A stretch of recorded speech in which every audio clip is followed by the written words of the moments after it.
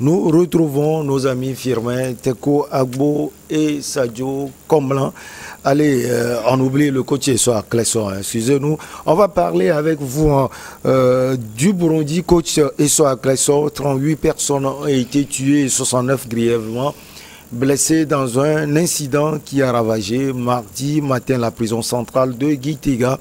La capitale du Burundi a annoncé à la presse le vice-président de ce pays, Prosper Bazoum Banza. Alors coach, qu'est-ce qu'il y a à la base de cet incendie?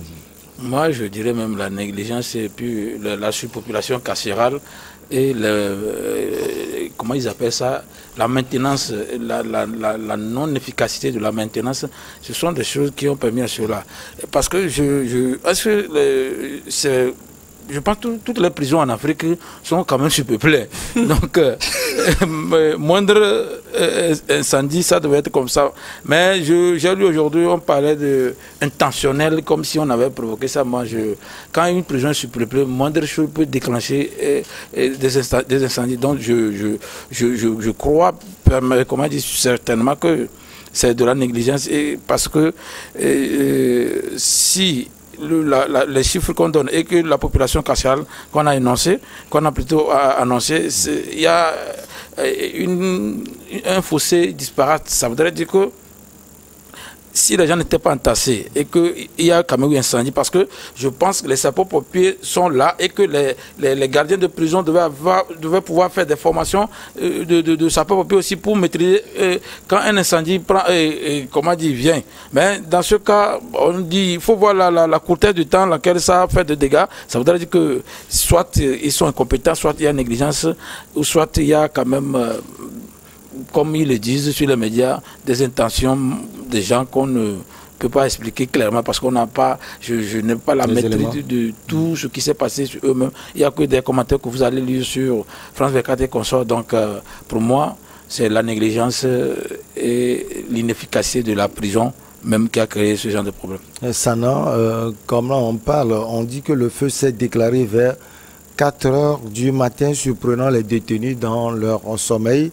Nous nous sommes mis à crier que nous allions être brûlés vifs lorsque nous avons vu les flammes qui montaient très haut, mais les policiers ont refusé d'ouvrir les portes de notre quartier en disant ce sont les ordres que nous avons reçus. C'est un peu cruel, hein? Il dit ce sont les ordres que nous avons reçus, ça veut dire les ordres là, n'ouvrez pas les portes. En fait, c'est une situation un peu complexe dans la mesure où d'abord l'état des lieux, c'est une prison qui date de 1929. 1929, lorsque la Belgique, puisque c'est la Belgique qui avait colonisé le Burundi en ce moment-là, ils avaient fait un coup d'état institutionnel. Je dis bien institutionnel parce que le colon, il avait voulu créer, n'est-ce pas, une sorte d'ethnocentrisme. Ils ont banni certaines ethnies, ils en ont créé effectivement d'autres. Donc cette prison avait été créée pour emprisonner les voix discordantes qui s'élevaient contre l'administration coloniale. Et c'était destiné à contenir 400 personnes. Aujourd'hui, c'est environ le plus du triple, ils sont à 1500, plus de 1500 et quelques. Donc d'abord, c'est ça. Il y a la vétusté, il y a la surpopulation carcérale.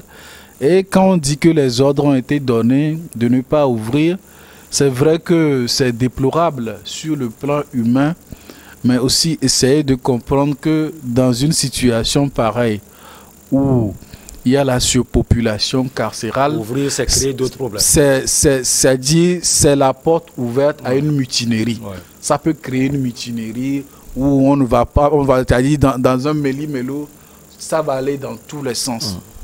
Mais je pense la raison fondamentale, parce que c'est vrai, on peut constater qu'il y a la vétusté, surpopulation, les ordres ont été donnés de ne pas les laisser, mais et les sapeurs-pompiers qui ont mis 2 heures de temps pour intervenir. Je crois que c'est là le problème. Si les secours avaient été, comment dit-on, prompt à réagir, je crois que le bilan humain ne serait pas de cet ordre-là. Donc je pense que c'est beaucoup de facteurs. 38 morts, 69 blessés. Et voilà, on ne sait pas si dans les prochaines heures, d'autres vont succomber à leurs blessures. Je crois que c'est vraiment inhumain parce que c'est vrai quand bien même ils sont prisonniers. Il faut rappeler qu'un prisonnier ne perd que ses droits civiques. Il a droit à la santé, il a tous les autres droits, sauf c'est seulement sa liberté qui est limitée.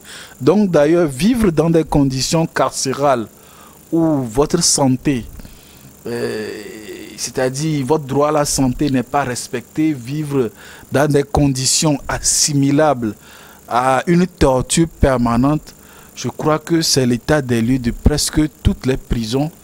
C'est tout d'ailleurs comme la prison de Lomé d'ailleurs qui a été construite dans les années coloniales juste pour faire transiter les esclaves pour aller directement prendre le bateau des négriers au wharf. Donc ça dit c'était une réalité coloniale que nous avons perduré jusqu'alors. Et depuis lors, les réflexions n'ont pas pu aboutir jusqu'alors à la création des prisons dignes de ce nom. Sauf qu'à Kpalimé, quand même, il y a une prison qui a été financée par l'Union européenne. Ça, c'est un nom, on peut le dire. Mais pour le cas d'une prison comme Lomé, c'est toujours problématique. Surpopulation, on est de l'ordre de 300% des capacités d'accueil. Mais au moins, on peut dire que nos sapeurs-pompiers, ils sont à côté, ils sont prêts à réagir. Même il y a les volontaires, même les sapeurs-pompiers volontaires chez nous ici. Vous voyez. Alors, Fiebete Kouagbo, le Burundi, c'est un pays qui vit des moments difficiles depuis belle lurette. Le nouveau président Évariste Ndayishimiye est en train de faire un travail. On peut dire qu'il a coupé le pont de ce qui se faisait avec l'ancien président Pierre Nkurunziza. Ce bilan, l'événement-là, ce qui est arrivé, peut ternir un peu l'image de sa gouvernance. Oui, ça ternit, ça noircit. On croyait qu'il allait déjà faire mieux parce que sous le président Nkurunziza, on parlait d'assez de violations des droits de l'homme. Et ici, normalement, il devrait changer de cap. Et quand on parle de droits de l'homme, souvent quand on parle de prison, les Nations Unies avec le comité des droits de l'homme, souvent s'y mêlent rapidement. Je me demande ce qu'il a pu faire depuis qu'il est arrivé au pouvoir en matière des droits de l'homme. Parce que Sana Sadio a bien peint le tableau tout à l'heure. En réalité, quand on parle des prisons, ce qu'on doit retenir tout d'abord, c'est-à-dire l'individu qu'on emprisonne, il est juste privé de son droit d'aller et de venir, c'est tout. Les Africains n'arrivent toujours pas à comprendre que nous ne sommes plus à l'ère Mandela. C'est autant de Mandela dans les années 60, 70, 80 que quand on vous emprisonne, vous allez casser des pierres. C'est-à-dire, vous allez dormir difficilement, vous allez... Torture psychologique et morale, physique. Vous allez être privé de voir vos proches régulièrement. Donc, nous ne sommes plus à cette ère. Alors que les chefs d'État qui arrivent maintenant, ils croient toujours que nous sommes Pierre Botha ou celui-là qui a le prix Nobel de la paix, comment il s'appelle? Celui qui a fait libérer Nelson Mandela, comment il s'appelait? L'ancien président sud-africain Frédéric de Klerk. Les Africains, ils se comportent toujours, ils se mettent toujours dans la posture de Pierre Botha ou de Frédéric de Klerk. Et donc c'est pour cela qu'ils aiment avoir des prisons comme ça, pour avoir assez de Mandela dans les prisons. Donc c'est ce qui est déplorable. Le Mandela est mort. Il est mort à 95 ans. Vous imaginez, il mourait en décembre. C'était un 5 décembre 2013. Donc de décembre 2013 jusqu'à maintenant, ça fait déjà au moins 8 ans, plus de 8 ans. Donc les Africains ils doivent changer, que les choses ont changé. Nous ne sommes plus en 90, nous ne sommes plus en 2013. Donc les Mandela doit quitter, c'est-à-dire en matière de détention. C'est-à-dire on doit avoir des prisons modernes. Quand on emprisonne quelqu'un, ça veut dire on le prive juste de sa liberté d'aller et de venir. Ça veut dire les autres droits fondamentaux doivent être respectés, c'est-à-dire le droit à la santé, le droit à l'alimentation, le droit au logement, il dort très bien tranquillement, il a droit à une visite médicale, il a droit à un médecin, on doit prendre soin de sa santé. En Afrique, on a l'impression que quand on va en prison, on va au cimetière. Oui, bien évidemment, c'est ce que je dis. Donc, on a toujours la nostalgie des années Mandela, quoi. Donc, vous imaginez, les Africains, toujours, je me demande si c'est des clercs que nous élisons en Afrique ou c'est des Pierre Botha. Donc, les Africains doivent changer de cap pour qu'on aille à une nouvelle dimension, plus moderne, plus moderne. Vous imaginez, Sana Sadio l'a dit tout à l'heure, la prison a été construite pour 400 personnes. pour 400 détenus. Or, on a aujourd'hui... Depuis 1929. Depuis 1929. Vous imaginez, or aujourd'hui, on a 1500... Plus de 1500 à 1509 détenus. Vous imaginez comment c'est comme la prison de Le Monde dit, ça a été construite pour 600 personnes. Mais aujourd'hui, on est à plus de 1000. Ce n'est pas possible. Ce n'est pas possible. Et quand vous vivez dans ces conditions, même si il n'y a pas de torture physique, c'est plus qu'une torture psychologique. Vous imaginez 400 personnes, 1500. Je ne sais pas si des gens ont été déjà dans les prisons, dans ce genre de prison. Dans ce genre de prison, on ne marche pas tout droit comme ça. Hein. On marche en slalomant. Vous imaginez, on marche de façon sympathique. C'est-à-dire, quand vous marchez comme ça, vous allez trouver un individu. Il n'y a pas d'espace pour marcher. Donc, vous êtes obligé de slalomer, quoi. De slalomer. Et quand vous sortez de cette prison-là, c'est-à-dire, vous perdez tout d'abord l'équilibre. Et il vous faut assez de jours pour pouvoir retrouver l'équilibre. Parce que vous avez passé des mois en slalomant. Ça va devenir une habitude comme ça. Quand vous sortez, vous faites des cauchemars pour slalomer, quoi. C'est comme ça rappelle un certain Benjamin Boukpeti. Alors que nous ne sommes pas aux Jeux Olympiques. L'autre chose, vous savez, dans certains pays, on est en train de chercher, on cherche à moderniser les choses et à réduire la population carcérale. C'est-à-dire, quand vous allez en Suisse, on fait un petit effort. Aujourd'hui, même si entre-temps, la population carcérale a augmenté de 50%. Mais en Europe, c'est seulement la France qu'on reproche cette surpopulation carcérale parce que pour une place dans une prison, pour une place de 60 000 personnes, on retrouve plus de 70 000 personnes. C'est difficile. Mais j'ai le chiffre de la Belgique. Puisqu'on parlait de la Belgique, le chiffre de la Belgique est impressionnant. Vous imaginez, on dit 36 prisons avoisinent 1862 détenus. 36 prisons. Avec 36 prisons, on a 1800 détenus. Vous imaginez en Afrique, on a 36 prisons. Vous imaginez un peu le nombre qu'on peut avoir. Oh, les autorités belges sont en train de faire un effort. On multiplie 36 par 1500. Vous imaginez ce que ça peut donner. Vous imaginez ce que ça peut donner. Oh, une seule prison. Mais dans si un pays. On te dira que 70% sont en préventive. Sont en préventive. Et aujourd'hui, il y a une mesure qui est prise en Belgique. C'est-à-dire, si vous condamnez, si la personne est condamnée à un mois de prison, on n'emprisonne pas. On libère la personne tout de suite. On te dit, avant de garder quelqu'un en prison, il faut que la peine aille jusqu'à 6 mois. 6 mois. Là, ça permet d'éviter la surpopulation carcérale. Et les autorités belges sont en train de faire un effort maximal pour diminuer, pour baisser. Vous voulez dire que ce sont des exemples à copier? Ce sont des exemples à copier pour avoir les détenus sur toute l'ensemble du territoire. Ouais, 10 000 personnes. C'est-à-dire, pas le Burundi, pas le Burundi, pas le Togo, pas d'autres pays. Parce qu'aujourd'hui, il faut libérer les gens. Ce qu'on oublie aussi, c'est que c'est des têtes pensantes qu'on garde dans les prisons. Or, ces valeurs sûres, on peut les exploiter pour faire développer nos pays. Alors, coach Yesso, même question à vous. C'est un événement qui vient ternir la gouvernance du président Évariste Ndayishimiye. Bon, moi, jusqu'à présent, son image même était ternie depuis. Ce n'est pas ça. Depuis ça ne veut que compliquer sa situation. Parce que je ne sais pas ce qu'il y a au pouvoir. Peut-être un jour, quelqu'un d'entre nous sera président, il peut mieux nous expliquer ce qu'il y a. Parce que les gens peuvent être de bonnes intentions aujourd'hui. Quand ils sont à la présidence, ils changent. Mais n'oublions pas que dans... Oui, non, n'oublions pas, il y a espoir. Ford dit qu'il passe à 2030, donc il peut déposer après 2030. Il n'y a pas de souci. Pourquoi pas avant? Il peut déposer aussi avant. Moi, je le lui suggère de le déposer en 2037 tout. Donc, dans la déclaration des prisonniers aussi, je trouve qu'il y a un mensonge. À 4 h du matin, aucun détenu ne dort. Si vous voyez vraiment la prison. En tout cas, je suis d'accord avec toi. Quand vous allez en prison à 4 h du matin, les prisonniers ne dorment plus. Ils sont déjà réveillés. Ils sont déjà réveillés. 3 heures. Hein? Donc, comme Sana le dit, peut-être qu'il y a une mutinerie qui se préparait et qu'on leur permet. Et ce n'est pas bien. Les gens... Il y a des brigands aussi dedans qui torturent la société, donc on ne peut plus les libérer ainsi. Donc je me suis dit qu'il y a aussi ça. Peut-être quelqu'un voulait intervenir. C'est pourquoi moi je suis sur le discours officiel. On disait qu'il y a aussi des intentions de créer mutinerie. Je suis d'accord pour ça aussi. Mais n'oublions pas également que les gens qui sont en prison, il y a un programme au Portugal. Eux, ils travaillent à ce qu'on conscientise et on rend humain, la réinsertion.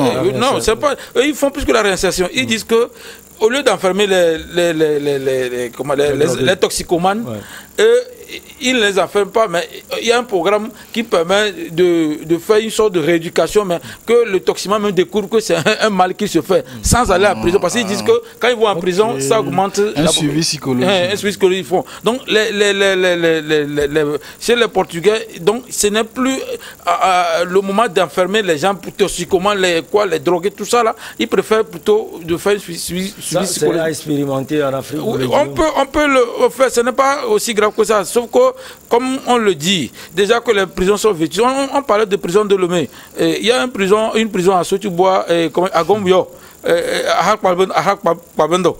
Et on dit même quand tu vas là-bas, tu ne peux plus récidiver ce que tu as fait, que tu ne peux plus répéter ça. Il y a quelqu'un qui dit que c'est les gifles qu'il reçoit, il sait qu'il a joué. Donc, il ne sait pas. Donc, c'est pour dire que nos prisons, surtout quand vous quittez la capitale vers l'intérieur, ça se complique comme ça. Donc, moi, je pense que la population carcérale, c'est vrai que les États-Unis ont la 5e population mondiale, mais ont 25% de la population carcérale. Mais chez eux, les prisonniers sont à l'aise. Ce n'est pas le nombre seulement qui crée problème. Ici, les conditions, tout sont violées. Tout a été violé. Alors qu'ils pouvaient alléger. Imaginons que, je ne suis pas sûr que les prisons du Togo atteignent 36, hein, à moins qu'on ait prison dans chaque préfecture. Parce que sans ça, on ne peut pas. Et en plus, comme c'est filmé, comment dire, Sana le dit, si on pouvait avoir un programme pour ne pas enfermer des gens pour des délits mineurs et qu'on soit là, ça peut être mieux. Parce qu'il y a des gens qui sont à mandat, comment dire, en préventive. Oui, mandat de dépôt, qui sont là-bas. Mais d'autres ont déjà fait les 6 mois, d'autres qui sont là. Or, les gens là, puisque ce n'est pas des prisonniers en termes là, il faut qu'on trouve un mécanisme de les libérer d'une manière ou d'une autre pour que au moins les switchards là finissent. Mais c'est comme si aussi, on voulait aussi fatiguer les gens psychologiquement parce que quand c'est les vrais prisonniers, ils peuvent aller à tout moment. Mais quand tu n'es pas un vrai prisonnier dans ta vie et que tu vas là-bas, tu ne peux plus faire plus. J'ai des amis qui disent que ce n'est pas bon que les gens aillent là-bas. Les gens qui dormaient dans des villas se retrouvent entre 1 mètre carré avec d'autres personnes. Ils ne doivent plus aller là-bas. Donc, c'est pour aussi dissuader nos opposants aussi des fois avec ces mesures-là. parce que moi, je trouve que... Il n'y a pas... Non, c'est quoi, hein, quand vous allez en prison, il n'y a pas un allègement si tu es opposant politique par rapport à quelqu'un qui est... C'est que moi, je pensais qu'on devait permettre à l'opposant d'être à l'aise. Il n'y a aucune condition de différence. C'est que lui aussi, il est considéré là-bas, des fois même... mais tous sont égaux devant la loi. Oui, c'est ce que je dis. Non. Actuellement, quand vous tapez sur Internet, il y a les prisons privilégiées, les prisons quoi. Les riches, chez les Européens, maintenant, il y a les prisons même que toi, tu peux payer pour être à l'aise dans sa prison. Il y a les prisons même qu'on ne ferme pas. Je pense que c'est... comment on appelle le truc, les pays de la Scandinavie, là. Donc, il y a des prisons qu'on ne ferme pas, mais c'est sur une île, la personne ne peut plus fuir avec les requins dans l'eau, tout ça, là. Donc, j'aurais préféré qu'on essaie aussi d'éviter cette torture, parce que nous savons que c'est pour dissuader des gens aussi. Alors, Sana, au Burundi, vous l'aviez dit tout à l'heure dans votre développement, qu'est-ce qui explique ce retard des secours? Vous l'aviez dit, ils ont mis 2 heures de temps à pouvoir venir à la prison de Gitega. Non, je pense qu'on ne peut pas faire, comme on appelle, des spéculations. Mais ce constat est forcément le résultat d'une mauvaise organisation des secours là-bas. C'est-à-dire, il y a un incendie qui se déclenche dans un lieu surpeuplé. Je crois que la réaction devrait se faire sentir dans les prochaines minutes. Donc, je ne peux pas dire que c'est tel-ci, mais tout, c'est le constat que nous faisons, que on les appelle des secouristes, ils sont appelés à être prompts à réagir à la minute près. Donc, lorsqu'un incendie se déclenche et que l'on met 2 heures de temps pour intervenir, ça veut dire qu'il y a beaucoup de questions à se poser. Et j'imagine, puisque le bâtiment date de 1929, qu'il n'y a même pas d'inspecteur, j'imagine. Parce qu'un court-circuit, c'est-à-dire avant qu'un court-circuit ne puisse devenir un incendie de grande ampleur, j'imagine, parce que d'abord, quand les câbles électriques commencent par se fondre, déjà, votre odorat attire votre attention qu'il y a quelque chose qui ne va pas. Je ne sais pas si vous voyez un peu. Et jusqu'à ce que ça ne déborde, il y a beaucoup de non-dits dans cette histoire. Est-ce que ça a été sciemment créé pour éliminer X? On ne sait pas, c'est très tôt pour aboutir à cette conclusion. Le constat est que les secouristes, les sapeurs-pompiers n'ont pas du tout été à la hauteur. Ils n'ont pas été à la hauteur. Firmin Tekouagbo, le 21 août, c'est déjà un incendie avait touché un secteur de la prison centrale sans faire de victimes. À l'époque, le ministère de l'Intérieur avait affirmé que ce sinistre était également dû à un court-circuit. Cela veut dire qu'on parle également de court-circuit. Comment est-ce que c'est aussi répétitif? Non, je pense que la question doit être adressée aux autorités du Burundi. Ouais. C'est-à-dire, lorsque la chose s'est passée en premier, donc ils devraient déjà commencer, ou les autorités devraient déjà commencer par prendre des dispositions pour que ces situations ne se reproduisent. Et voilà ce qui s'est encore passé. Vous imaginez, quand on dit court-circuit et vous ne dites rien, vous ne cherchez pas à chercher la cause, vous venez, vous tentez de régler juste et vous ne cherchez pas la cause. Et du jour au lendemain, la même scène va se répéter. Du moment où, si les circonstances arrivent à être réunies, et puis c'est ce qui se passe encore maintenant. Vous imaginez, ce qui est embêtant et humiliant, et cruel d'ailleurs, c'est qu'on dit il y a incendie, il a fallu attendre pendant 2 heures. Donc pendant ces 2 heures, les gens vont étouffer. Les gens vont mourir, les gens vont être blessés. C'est une question de...